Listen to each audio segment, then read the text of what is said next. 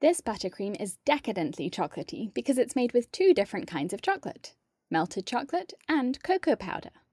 It's easy to make, stores well, and can be used for all sorts of frosting and cake decorating techniques.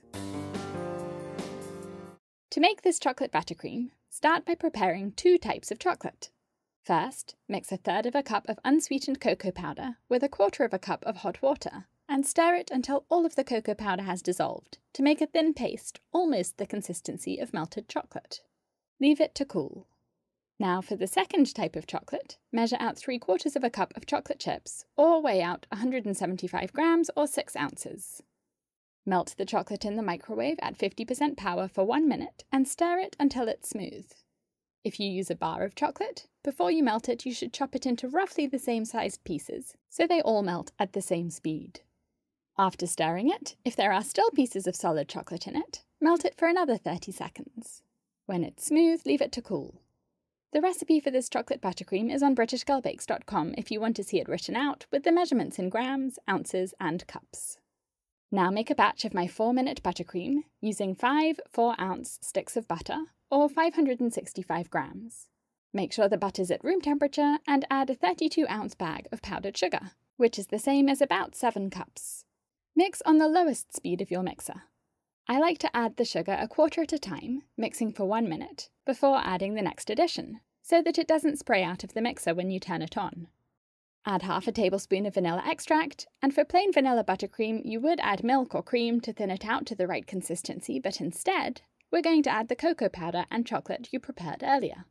Stir everything together, mixing until it's all the same colour, and the buttercream should be silky smooth and easily spreadable.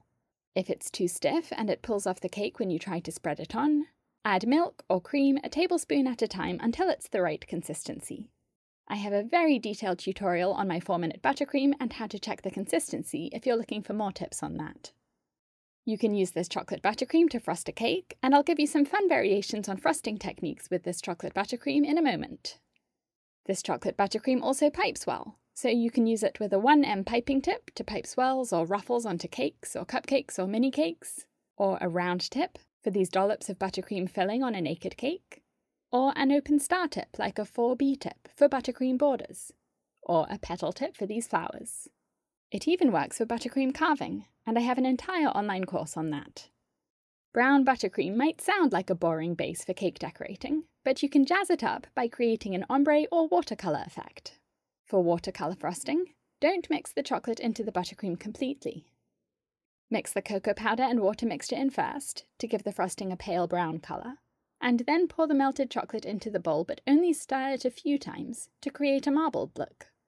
Spread the frosting onto your cake and you'll notice lots of different shades of brown in the frosting.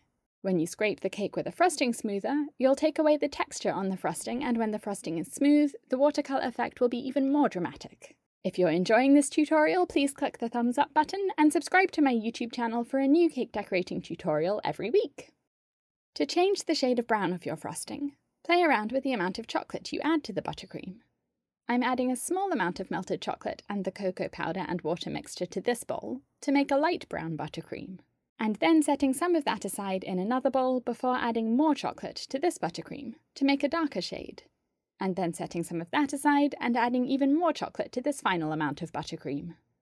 You can use these different shades of brown to vary the colours of chocolate buttercream filling between cake layers, or create a pretty ombre design on a cake. For ombre frosting, spread the 3 colours in layers around the sides of the cake, so that the colour gets lighter or darker as you go up or down the cake.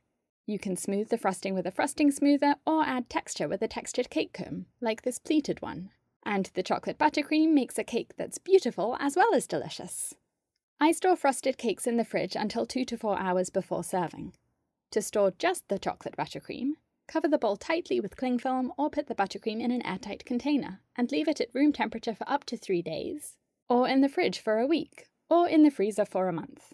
When you're ready to use it, take it out a few hours before so that it can get to room temperature, and then stir it to get rid of any air bubbles.